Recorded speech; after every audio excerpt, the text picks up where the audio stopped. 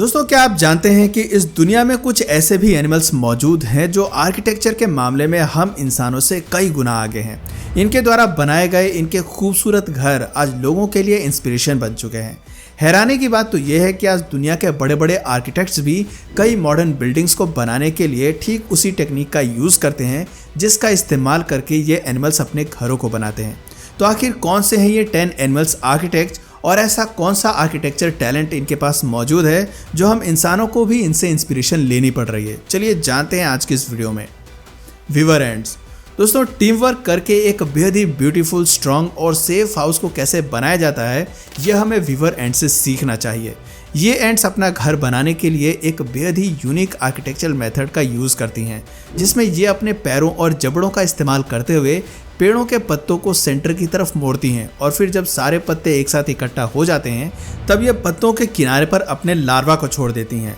जिसके बाद जब ये लार्वा सिल्क पैदा करते हैं तो वीवर एंट्स उनके सिल्क का इस्तेमाल करके पत्तों को एक दूसरे के साथ सिलाई कर देती हैं, जिससे इनका घर देखने में तो यूनिक लगता ही है, साथ ही ये इतना स्ट्रांग बन जाता है कि कोई भी प्रेडेटर आसानी से इनके घर को तोड़कर अंदर बैठी क्वीन एंट को नुकसान नहीं पहुंचा सकता है। Caddis fly larva.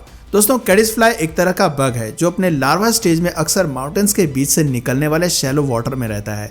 वैसे आपकी जानकारी के लिए बता दूं कि ये लार्वा किसी फिश की तरह स्विम नहीं करता, बल्कि ये पानी में एल्गी से ढके हुए रॉक्स के बीच में चिप कर रहता है, क्योंकि अगर एक बार किसी फिश ने इसे देख लिया तो फिर इसका बचना मुश्किल है। हालांकि दोस्तों, कैडिस फ्लाई के लार्वा के लिए इन रॉक्स के बीच छिपकर रहना भी इतना आसान नहीं होता है, इसलिए ये अपने चारों तरफ छोटे छोटे पत्थरों को आपस में चिपका कर एक प्रोटेक्टिव केस बना लेते हैं। जी हाँ, आपने सही सुना, छोटे छोटे पत्थरों से बना एक प्रोटेक्टिव केस, जिसे अगर स्ट्रेच किया जाए तो ये अपने साइज से डबल हो जाएगा। असल में दोस्तों, कैडिस फ्लाई लार्वा के चिन में एक ऐसा ग्लैंड मौजूद होता है जिसमें एक double sided waterproof stretchable tape निकलता है और इसी टेप का यूज़ करते हुए ये एक एक करके पेबल्स को अपने लोअर बॉडी साइड में चिपकाते जाते हैं, जिससे कुछ टाइम में ही इनका एक बेहद ही यूनिक शेल्टर बनकर तैयार हो जाता है, जो इन्हें पानी की तेज धारा से बचने के साथ साथ पत्थरों के बीच कैमोफ्लेज करने में भी काफ़ी हेल्प करता है। Bower birds. दोस्तों, बात जब औरत को इम्प्रेस करने की हो तो सिर्फ इंसान ही इस रेस में नहीं दौड़ रहे, बल्कि मेल बोअर बर्ड्स भी इस रेस में आगे हैं। Male bower birds female bower bird को इम्प्रेस करने के लिए एक बेहद ही खूबसूरत और यूनिक घोंसले का निर्माण करते हैं जो कि धनुष के शेप का होता है। इस खूबसूरत घोंसले को बनाने के लिए मेल बोअर बर्ड्स स्टिक का यूज़ करते हैं और फिर एक बार जब इनका घोंसला बनकर तैयार हो जाता है तब ये उसे जंगल में मिलने वाले फूल, पंख और चमकीले पत्थरों से सजाते हैं। वैसे दोस्तों, अब ज़माना काफ़ी बदल चुका है और मेल बोअर बर्ड्स अपने नेस्ट को सजाने के लिए ज़्यादातर मैन मेड ऑब्जेक्ट का इस्तेमाल करने लगे हैं, क्योंकि man made objects natural objects के कंपैरिजन में ज़्यादा चमकदार और जंगल में ज़्यादा अवेलेबल होते हैं। टर्माइट्स। दोस्तों, टर्माइट्स को दुनिया के सबसे इनोवेटिव आर्किटेक्ट एनिमल माना जाता है, जिनकी एक नहीं बल्कि कई वजहें हैं। फॉर एग्जाम्पल, इनके द्वारा बनाए गए 30-30 फीट के टीले, जिसमें इन्होंने जगह जगह टनल्स बनाए हुए हैं ताकि हवा अंदर आ जा सके और इन्हें गर्मी या घुटन का बिल्कुल भी एहसास ना हो। इसके अलावा इन्होंने इन टीलों का अपर स्ट्रक्चर एक चिमनी की तरह बनाया हुआ है, जिससे टीले के अंदर जो भी गर्म हवा इंटर करती होगी या ये इंसेक्ट्स जो भी कार्बन डाइऑक्साइड छोड़ते होंगे वो सीधे ऊपर के रास्ते से बाहर निकल जाती है। वैसे आपकी जानकारी के लिए बता दूं कि इन टीलों में लाखों टर्माइट साथ में रहते हैं जो मिट्टी, अपने सलाइवा और अपने फेशियल मैटर को इस्तेमाल करके इन टीलों को बनाते हैं। Mud Doppler wasp. दोस्तों, मड डॉपर वास्प एक ऐसा इंसेक्ट है जो अपनी घर यानी कि नेस्ट को बनाने के लिए मड का इस्तेमाल करती हैं, जिस वजह से इनका नाम मड डॉपर वास्प पड़ा है। और अभी मैंने करती है वर्ड का यूज़ इसलिए किया है क्योंकि इस इंसेक्ट की प्रजाति में सिर्फ फीमेल मड डॉपर वास्प ही नेस्ट बनाने का काम करती हैं। लेकिन दोस्तों, यहाँ इससे भी ज़्यादा इंटरेस्टिंग बात तो ये है कि ये अपने नेस्ट को एक ट्यूब के शेप में बनाती हैं। इसके साथ ही इनका ये ट्यूबुलर नेस्ट अलग अलग चैम्बर या सेल्स में डिवाइड होता है, जिसमें ये स्पाइडर्स या दूसरे इंसेक्ट्स को पैरालाइज करके रखती हैं, जिसे बाद में इनके डेवलपिंग लार्वा धीरे धीरे करके खाते हैं। African cichlid fish. दोस्तों, अफ्रीकन सिचलिड फिश अपने बेहद ही खूबसूरत सर्कुलर नेस्ट के लिए जाने जाते हैं। हालांकि अफ्रीकन सिचलिड फिश की सिर्फ कुछ प्रजातियां ही इन नेस्ट को बनाती हैं, लेकिन जो सिचलिड फिशेस इन नेस्ट को बनाती हैं उनमें भी नेस्ट बनाने का काम सिर्फ मेल्स करते हैं। ये मेल्स सबस्ट्रेट को साफ सुथरा करने के बाद उस पर छोटे छोटे पत्थरों को सर्कुलर शेप में इस तरह से सजा देते हैं कि इनका नेस्ट देखने में काफ़ी खूबसूरत लगने लगता है। साथ ही इनके नेस्ट का सर्कुलर शेप फीमेल सिचुलेट फिश को ये इशारा देता है कि इन मेल्स के द्वारा बनाया गया नेस्ट फीमेल्स के एग लेइंग के लिए बेस्ट है और इसीलिए वो मीटिंग के लिए उन्हें अपना पार्टनर चुने।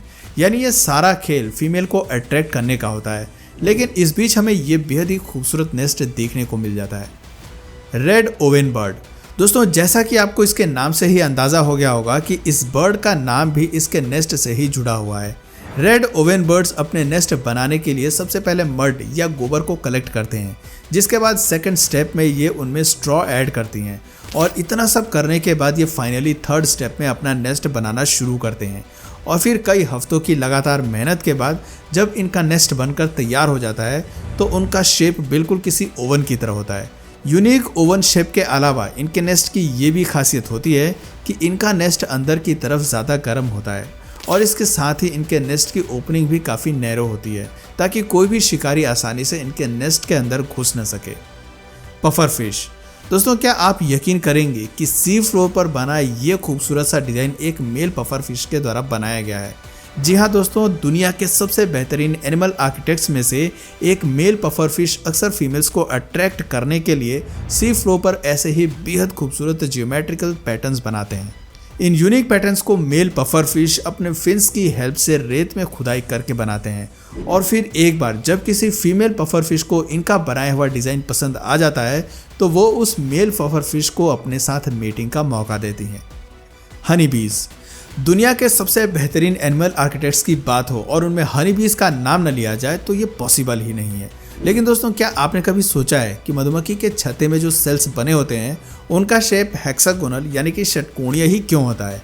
असल में दोस्तों, मधुमक्खी के छत्तों में सेल्स का हेक्सागोनल होना उनके बेहतरीन आर्किटेक्चरल टैलेंट को शो करता है, क्योंकि हेक्सागोनल शेप में बनाए गए ये सेल्स इनके छत्तों को ज़्यादा मजबूती देने के साथ साथ कम वैक्स की खपत भी लेते हैं।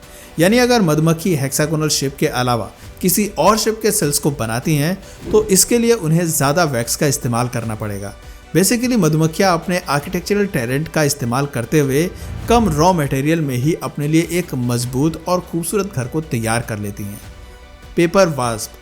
दोस्तों, पेपर वास्प को उनके अम्ब्रेला शेप्ड नेस्ट के लिए जाना जाता है और जैसा कि आपको अभी तक अंदाज़ा हो गया होगा, पेपर वास्प का नाम भी उनके नेस्ट से ही जुड़ा हुआ है।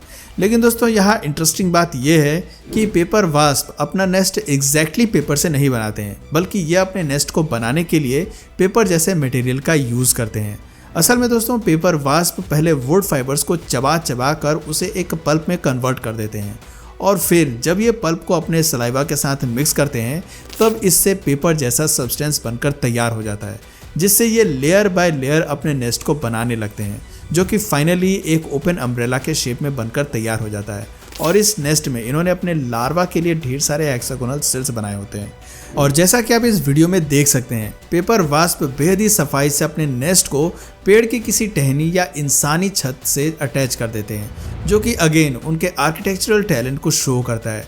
तो दोस्तों, ये थे दुनिया के 10 सबसे बेहतरीन एनिमल आर्किटेक्चर्स, जिसमें मेरा फेवरेट टर्माइट है, क्योंकि उनके द्वारा बनाए गए यूनिक टीलों से इंस्पिरेशन लेकर आज दुनिया में कई मॉडर्न बिल्डिंग्स को बनाया जा चुका है। लेकिन दोस्तों, आपको इनमें से किस एनिमल का आर्किटेक्चरल टैलेंट सबसे ज़्यादा पसंद आया, नीचे कमेंट सेक्शन में ज़रूर बताइएगा। और अगर इस वीडियो से आपको कुछ नया जानने या सीखने को मिला या फिर इंटरेस्टिंग लगा तो प्लीज़ इस वीडियो को एक लाइक करके अपने फ्रेंड्स और फैमिली में से ज़रूर शेयर करें। और यदि आप इस चैनल पर नए हैं तो प्लीज़ इस चैनल को सब्सक्राइब करके बेल नोटिफिकेशन आइकन को ऑन कर लीजिए, ताकि हमारे आने वाले वीडियोज़ आप मिस ना करें। मिलते हैं फिर किसी वीडियो में नए टॉपिक के साथ, तब तक के लिए नमस्कार।